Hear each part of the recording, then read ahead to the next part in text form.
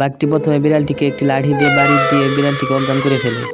এরপর বিড়ালটিকে রশি দিয়ে বেঁধে তার বাইকের পিছনে করে তার বাড়িতে নিয়ে যায়। বিড়ালটিকে কাশের সাথে বেঁধে অনেক মারধর করে।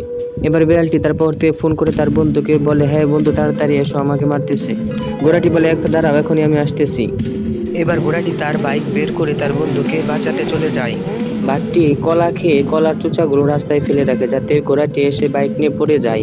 বাঘটি এসে ঘোড়াটিকে দড়ি দিয়ে বেঁধে তার টাকের পিছনে করে তার বাসায় নিয়ে ঘোড়াটিকে দড়ি দিয়ে বেঁধে রাখে।